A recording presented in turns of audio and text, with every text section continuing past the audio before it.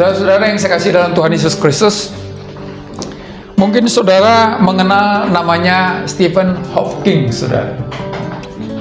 Dia adalah seorang ilmuwan populer abad ini, saudara. Dia adalah fisikawan. Dia bukan sekadar ilmuwan, tetapi dia juga tergolong ilmuwan yang menjadi selebritis, saudara. Dia sangat terkenal. Dia sangat dipuja-puji oleh banyak orang, saudara, karena kepintarannya. Orang bilang dia adalah Einstein abad ini, saking pintarnya, saudara. Tapi sayang, dia adalah ateis. Tapi luar biasa, saudara, orang ini. Sekalipun kenyataan sulit dihadapi, umur 28 tahun, dia diserang oleh sebuah penyakit yang membuat ototnya menjadi kaku, saudara, sehingga dia menjadi lumpuh seumur hidup. Nah, sampai di situ dia menjadi orang yang kehilangan pita suara oleh karena penyakit juga, sehingga menjadi bisu, saudara, nggak bisa bicara. Tapi karena kepintarannya, karena ilmunya, diciptakanlah sebuah komputer yang menanam chip di tenggorokannya ini, sehingga disambung ke komputer dan bisa berkomunikasi dengan audiens seperti orang yang biasa bicara, saudara. Jadi dia bicara lewat itu. Saudara, yang saya mau katakan kepada kita semua, walaupun orang ini tidak percaya Tuhan, tetapi dia tidak mempermasalahkan persoalan hidupnya yang di umur 28 tahun lumpuh, dan di tahun-tahun kemudian dia menjadi bisu, saudara. Dia tidak menyalahkan keadaannya. Satu pernyataan yang sangat luar biasa diungkapkan begini di tengah-tengah persoalan hidupnya. Saya adalah orang yang paling beruntung di dunia ini, kata. Padahal ada banyak hal yang membuat dia merasa rugi, saudara. Lumpuh itu rugi, kehilangan suara itu rugi. Tetapi dia justru berkata, aku adalah orang yang paling untung. Saudara, bagaimana kita menyikapi sebuah hal yang kita tidak sukai dalam hidup ini? Dari kacamata Tuhan, bukan dari kacamata Stephen Hawking, saudara. Mari kita lihat Yohanes pasal 9. Yohanes pasal 9 ayat 1 sampai ayat yang ke-7. Yohanes pasal 9 ayat 1 sampai ayat yang ke-7. Saya bacakan untuk kita semua. Mari kita menyimaknya bersama-sama. Demikian firman Tuhan.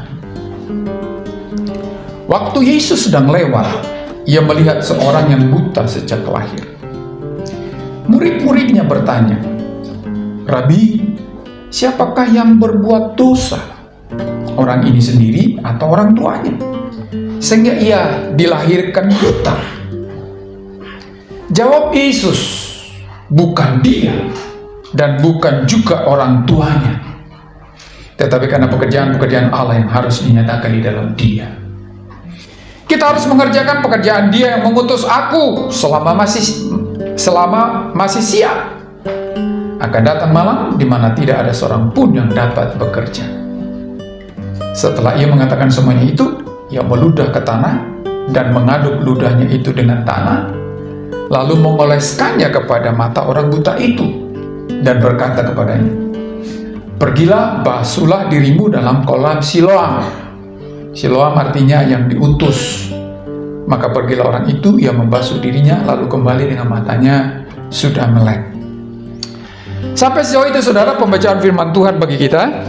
Saudara-saudara yang saya kasih dalam Tuhan Yesus Kristus, bagaimana kita menyikapi sebuah hal yang sulit kita terima, saudara? Ada banyak orang menyikapinya dengan sering mengeluh, sering bersungut-sungut, saudara, karena melihat apa yang terjadi dalam hidupnya, saudara. Sering kita mengeluh tentang apa yang kita alami dalam kehidupan kita, sehingga kita tidak mampu melihat apa yang Tuhan mau kerjakan melalui segala peristiwa. Memang setiap kita ingin sesuatu yang baik, sesuatu yang indah, saudara, sesuatu yang kita harapkan dalam hidup ini. Itulah keinginan kita yang memang normal, saudara. Tetapi kita harus sadar bahwa hidup tidaklah seperti yang kita bayangkan. Seringkali hidup tidak seperti yang kita pikirkan, saudara. Dan itu tidak mungkin kita bisa tolak. Manusia tidak bisa hanya menginginkan yang baik, tetapi menolak yang tidak baik.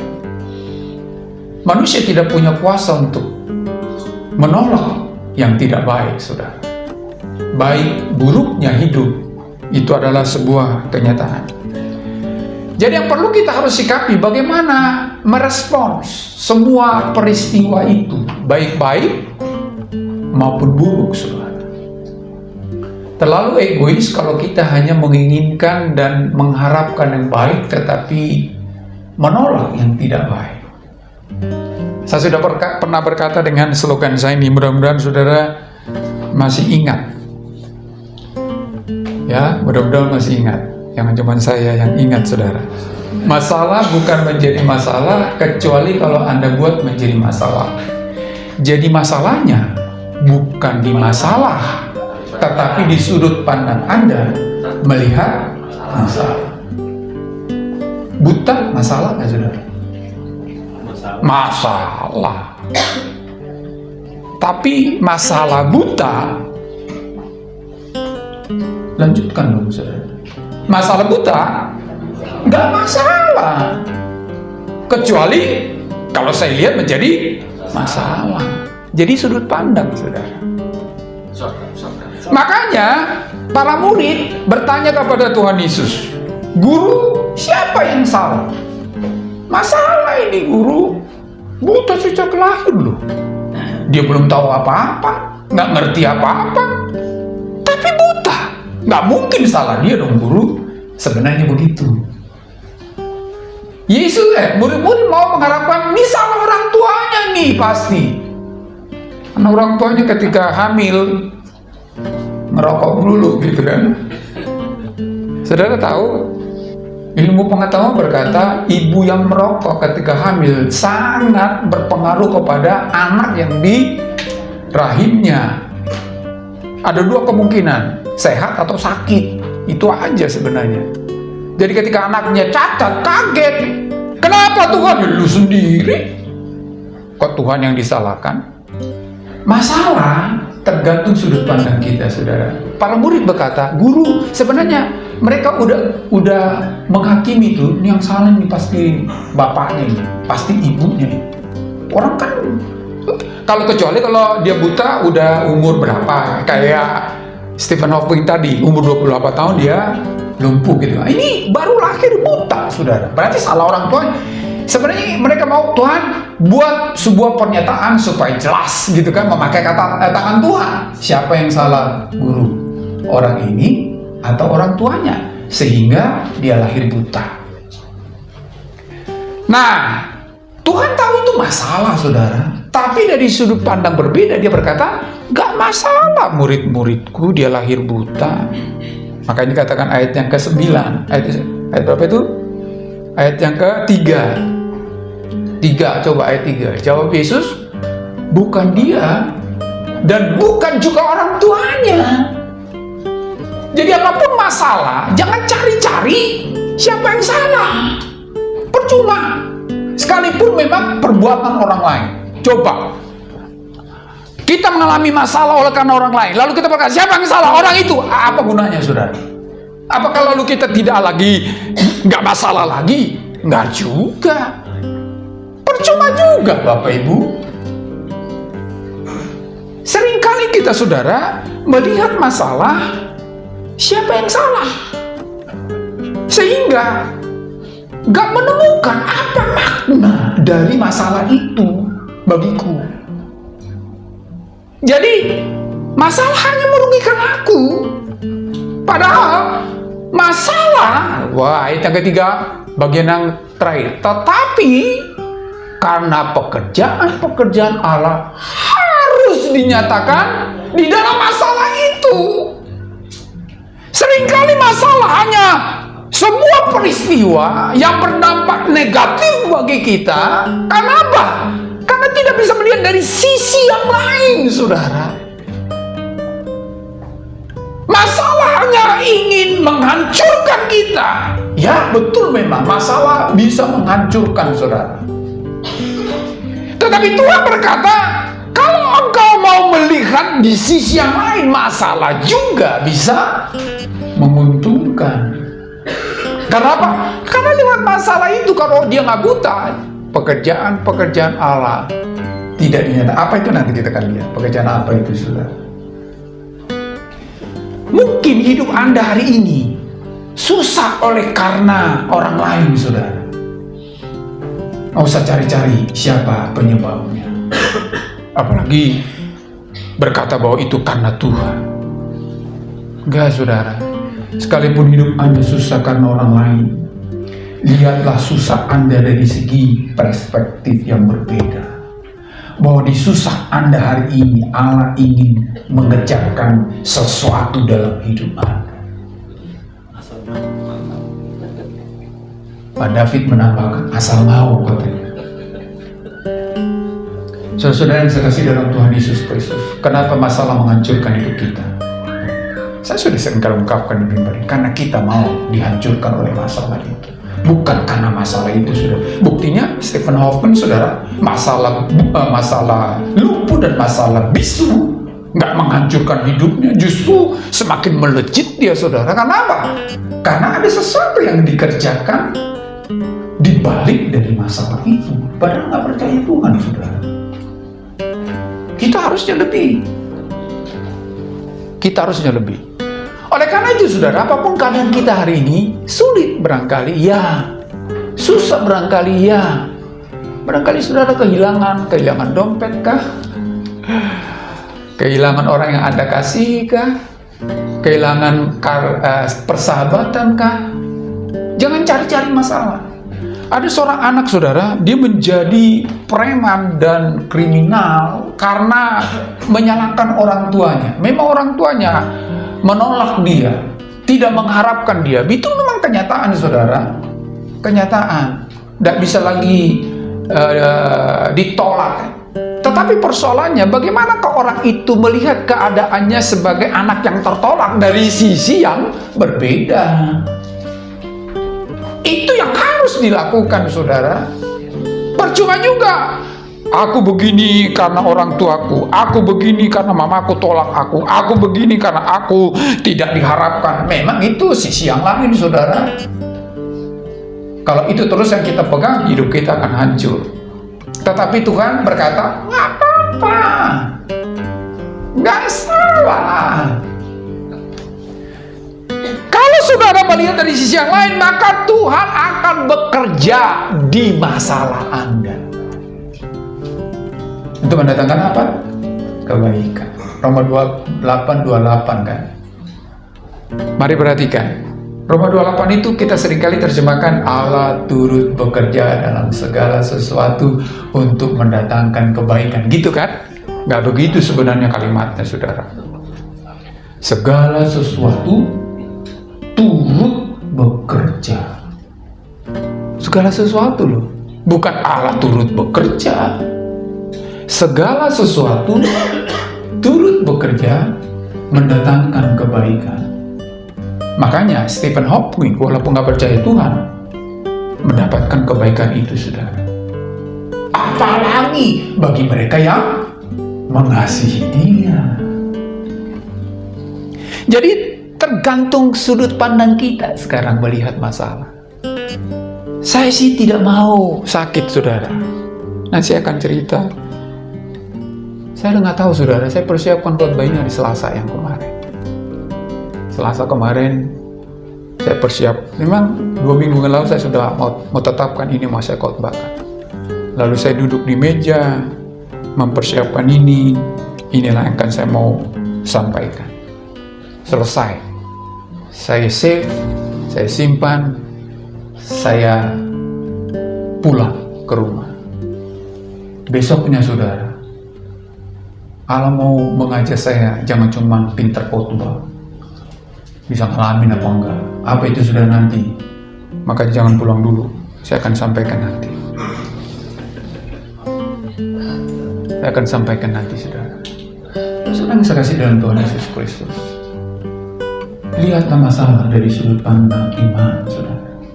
Siapa sih yang mau sakit? Nggak ada, saudara. Tapi nggak masalah saudara sakit. Nggak masalah, saudara. Walaupun kita nggak suka sakit.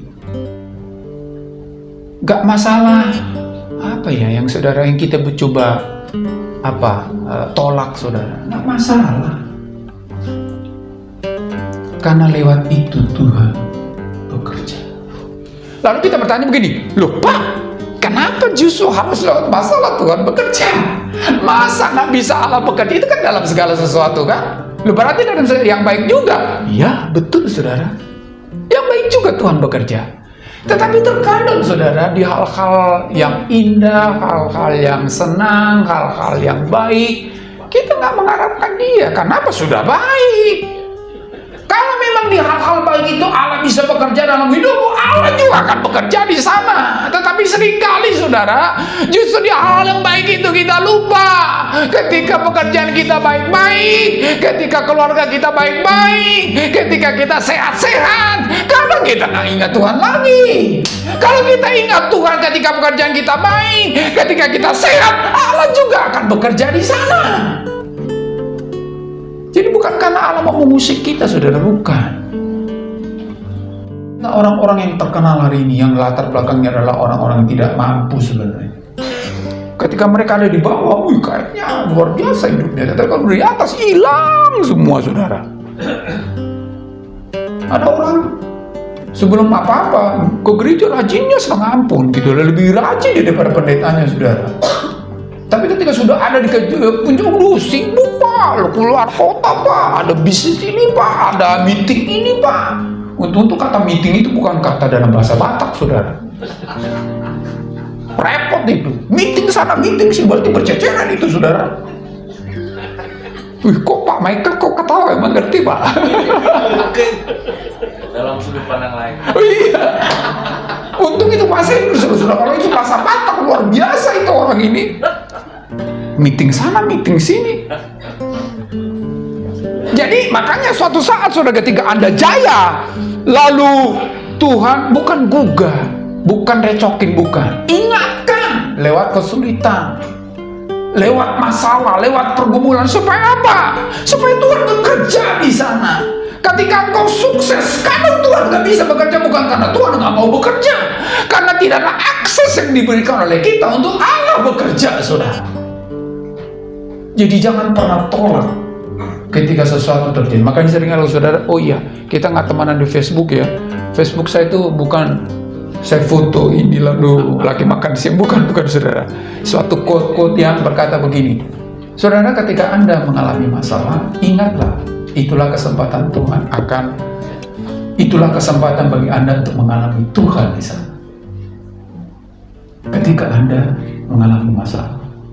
Jadi jangan tolak masalahnya. Kalau Anda tolak masalahnya berarti Anda tolak Tuhan, pekerjaan Tuhan di sana. Jadi apapun masalah kita hari ini, saudara, itu nggak masalah. Karena lewat itu Allah akan bekerja.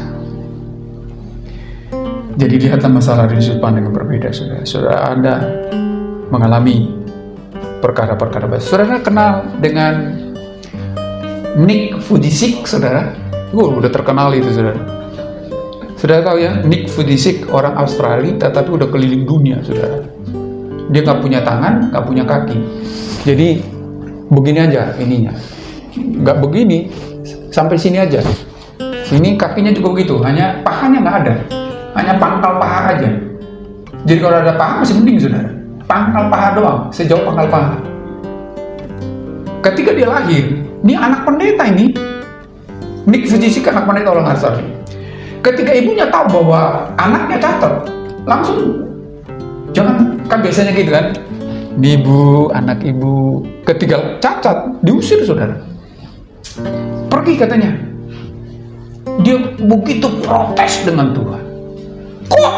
Kan gitu, makanya kita gitu, saudara. Mengapa? Itu pertanyaan dari keluarga. Mengapa Tuhan izinkan kami mengalami ini sementara kami hidup dalam melayani Tuhan? Kan gitu, saudara. Makanya kalau Anda berkata mengapa dengan kesulitan Anda kan tidak akan ketemu dengan jawabannya, saudara. Kalaupun ketemu, nggak akan menolong. Jadi kalau suatu saat Anda mengalami masalah, jangan tanya dengan kata mengapa. Jangan tanya siapa. Jangan tanya ada apa. Tapi tanyalah, saudara, apa yang Tuhan mau kerjakan lewat masalah ini? Apa? Apa maksudmu, Tuhan? Apa maksud dari masalah ini bagiku? Apa rencanamu, Tuhan? Nah, ketika Nick ditolak oleh keluarganya, dia hampir bunuh diri, saudara. Tapi untung dia sadar. Ternyata orang ini orangnya pintar, saudara. Diselesaikan kuliahnya dalam waktu yang sangat cepat. Lalu setelah selesai sarjananya, dia sebenarnya seorang ekonom, saudara, tapi dia lanjutkan di S2 untuk menjadi seorang motivator. Lincah sekali jalannya, saudara. Main musiknya jago. Kalau saudara lihat di YouTube, saudara, dia main piano. Melebihi orang yang normal, saudara. Itu karena apa? Karena ia tidak berkata, mengapa saya begini? Tetapi apa rencana Tuhan bagi saya dengan begini? Tuhan pakai dia berkeliling dunia, saudara, untuk memotivasi orang yang sudah kehilangan harapan akan hidupnya. Bayangin dia punya anak secara normal. Jadi kamu juga, saudara, menikah punya anak, saudara. Nggak tahu kenapa?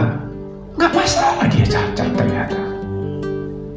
Justru dengan kecatatannya, saudara, mungkin saudara pintar ngomong, bicara di sini, hebat ngomongnya, orang tepuk tangan.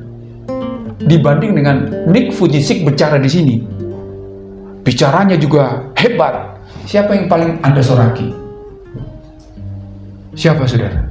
Pasti Nick. Kenapa? Karena dia terbatas, tapi hebatnya sama. Harus hebatnya sama, saudara. Yang sempurna tubuhnya, bicaranya lebih hebat, tapi Nick bicara di sini hebat juga. Pujiannya lebih kepada siapa? Nick, saudara. Maunya kita ada nilai plus, tapi menolak yang negatif.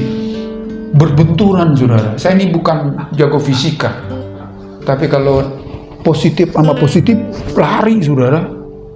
Ya kan? Lari. Tapi negatif positif nempel, saudara. Maunya kita yang positif, nggak didengar orang, saudara. Percayalah, nggak didengar orang. Puji Tuhan, haleluya, saya di sini karena bapakku kaya. Iya, siapa yang mau dengar karena bapakmu kaya? Makanya jangan terlalu pamerlah dengan kejayaan, saudara. Ya kan, kadang-kadang orang juga, ini orang ini sombong kan, gitu kan. Jadi Bapak Ibu, saya tidak berkata kita harus miskin, tapi nggak salah miskin, Bapak Ibu. Jadi bukan berarti kita mau miskin, enggak. Jangan bunuh diri karena miskin, jangan. Maunya saya sih kaya, Bapak Ibu. Saudaraku, di tengah-tengah sesuatu yang kita tidak suka, Allah ingin bekerja di sana. Jangan lari dari situ. Saya nggak tahu kondisi Anda hari ini. Mudah-mudahan duit Anda banyak. Amin. Amin. Kok cuma Pak David yang amin? Siapa tahu nama. Iya. Mudah-mudahan duit Anda banyak. Itu doa saya. Seperti doanya Pak Eli tadi. Dicurahkan berkatnya. Tapi kalaupun lagi belum terlihat berkat tercurah, jangan salahkan keadaan kita. Jangan, Bapak Ibu. Allah ingin bekerja di sana. Allah ingin melakukan sesuatu di sana. Makanya Tuhan berkata, selagi siang kita harus kerja, gitu kan? Makanya ia bekerja dengan orang ini. Sebab lewat masalah, lewat pekerjaan kita, lewat apa-apapun yang terjadi dalam begitu, Allah ingin melakukan sesuatu yang menjadi rencananya. Nah, yang kedua, saudara, kenapa kita harus tetap ada di kondisi itu dan tidak lari, saudara? Karena Allah ingin menyatakan kuasanya. Ayat yang ke-6. Ayat yang ke-6, saudara. Ayat yang 6. Setelah ia mengatakan semuanya itu, ia meludah ke tanah dan mengaduk ludahnya itu dengan tanah, lalu memoles kepada orang buta itu tadi dan berkata, pergilah basuhlah di timur dalam kolam Siloam. Lewat apa? Lewat kebutaan orang ini. Saudara, kalau Anda mau mengalami kuasa Allah tetapi tidak mau menerima masalah, yang nggak dapat, saudara. Sama juga dengan kesuksesan, ya. Ketika Allah ingin bekerja dalam sukses Anda tetapi tidak memberikan sukses Anda itu di sana Tuhan bekerja, ya tak mengalami kuasa Allah. Karena aku pinter, karena aku kerja keras, karena aku banting tulang, nggak dapat kuasa Tuhan, saudara. Dan juga masalah, kalau kita melihat masalah ini menjadi bukan suatu masalah, tetapi lewat masalah ini Allah bekerja, itulah menjadi wadah Allah menyatakan kuasanya, saudara. Apapun masalah kita, nggak masalah, saudara. Allah, Anda dibenci orang, masalah nggak? Masalah. Tapi nggak masalah Anda dibenci. Jangan lalu benci dia. Masalah nggak dilukai, masalah Bapak Ibu. Masalah nggak disinggung, diolok, dihina, masalah. Tapi nggak masalah Anda diolok, dihina, dilukai, nggak masalah. Karena lewat itu Allah akan bekerja menyatakan kuasa. Kalau Anda tolak itu, kuasanya nggak bekerja.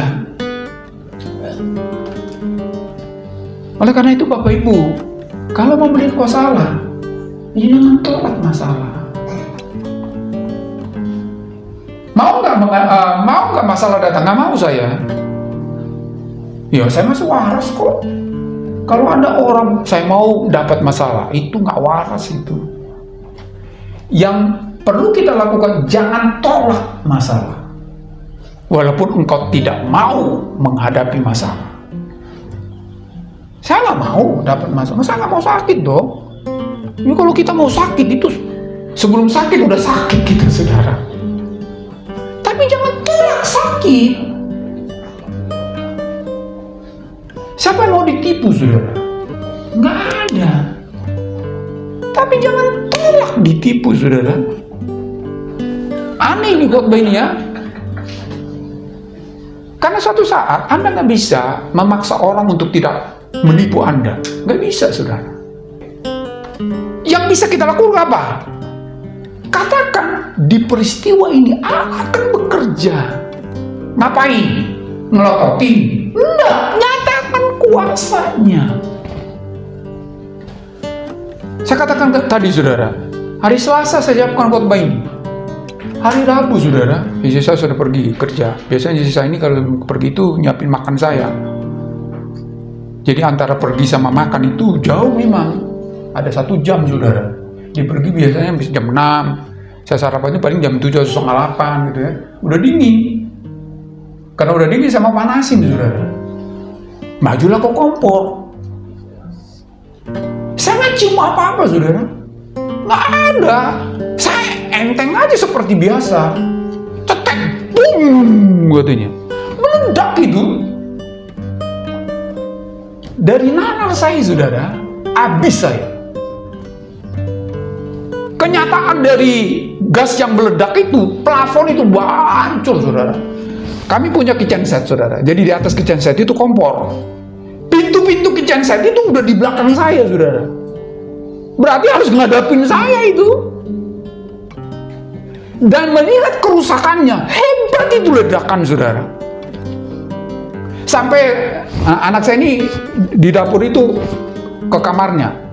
Karena melihat ledakan, didorong, nggak bisa, saudara. Kapan udah rusak itu pintunya. Saya cek, tukang kunci berkata, ini udah penyok nih Pak, katanya. Pantas nggak bisa dibuka. Dalam hati saya bengong gitu. Cetek, meledak saudara. Untungnya apinya langsung mati saudara. Kalau nyala terus, ya nggak ada saya di sini. Kalaupun ringan-ringannya di rumah sakit sudah kebakaran. Saya melihat hanya dari lutut ke bawah saya agak kepanasan gitu loh, kebakaran gitu kan. Saya melihat sepertinya nggak ada masalah, tapi untuk memastikan saya pergi ke puskesmas saudara, cek ke dokter. Kenapa Pak, katanya rumah saya gasnya meledak. Naik apa di sini? Naik motor. Heran dia, nggak ada yang nganter. Enggak. Ini Bapak ini bercanda tuh apa katanya. Terus rumah gimana? Ada banyak orang? Enggak Pak, enggak dokter, saya bilang. Dicek lah. Di tensi 120/70. Normal saudara, walaupun saya biasanya 90/60 saudara. Berarti bagus itu, normal saya itu 120/80. Jadi normal. Maka muka saya sudah pucat saudara, ngos-ngosan, lalu di tensi oksigen dalam darah, Bapak 95, bagus nih Pak. Oh Bapak kali shock katanya. Lalu dikasih oksigen saudara untuk menenangkan saya. Dalam pikiran saya ini mujizat saudara, mujizat. Ketika saya balik lagi saudara dari puskesmas, saya lihat berantakannya dapur itu saudara. Nalar saya nggak masuk saudara. Pintu kitchen set itu posisinya itu udah di belakang saudara. Berarti hajar saya itu, atau dia mungkin menari-nari kali ngelewat tinggi lalu ke belakang gitu kan. Saya nggak tahu saudara, nggak ngerti saya. Tapi herannya, karena saya sudah persiapkan khotbah ini kali, saya nggak bertanya mengapa. Apa saudara? Apa maksud Tuhan? Rupanya mau cerita di sini saudara. Kemarin anak saya ini gagai. Di sini Bapak cerita-cerita nih. Enggak, besok saya mau bersaksi saudara. Kalau enggak saudara, paling ringannya saya sudah ada di rumah sakit ini saudara. Kebakaran kan saudara. Makanya dokter tuh bingung. Ini Bapak ini bercanda kali ya? Katanya gas meledak tapi kok nggak ada, tensinya bagus, oksigen dalam darah bagus. Udah lah Pak ya, udah tenang ya, boleh pulang katanya. Setelah pulang saudara, saya habis pikir tuh lihat rumah hancur saudara. Tapi saya nggak stres itu, justru sisa itu yang trauma, karena di dapur terus masalahnya. Jadi yang saya mau ceritakan saudara, masalah nggak kompor meledak? Masalah saudara, saya nggak harapin itu. Doa saya setiap hari sudah, mungkin istri dan anak saya ini bosan dengar doa saya. Tuhan, jauhkan kami dari segala bentuk sakit penyakit, dari segala mara bahaya, dari segala niat-niat orang jahat, terlebih dari segala tipu daya. Itu udah paten itu saudara, doa saya itu. Meledak juga. Masalah nggak? Masalah. Tapi nggak masalah. Ternyata lewat itu Allah ingin bekerja dalam hidup saya saudara. Bukan lalu berkata Tuhan meledak lagi dong. Enggak mau saya. Nggak mau saya. Tapi ternyata lewat meledak itu Tuhan menyatakan kuasanya saudara. Siapa bisa nolak bahwa gas nggak bisa meledak? Nggak ada saudara. Walaupun kita sudah hati-hati, makanya doain terus supaya gas kita nggak meledak saudara. Doain terus. Saya tetap akan doakan saudara walaupun sudah meledak. Kenapa? Karena Tuhan ingin bekerja. Tuhan itu tahu apa yang dia harus perbuat saudara. Yang penting adalah di koridor itu. Itu khotbah saya di DPP kemarin saudara.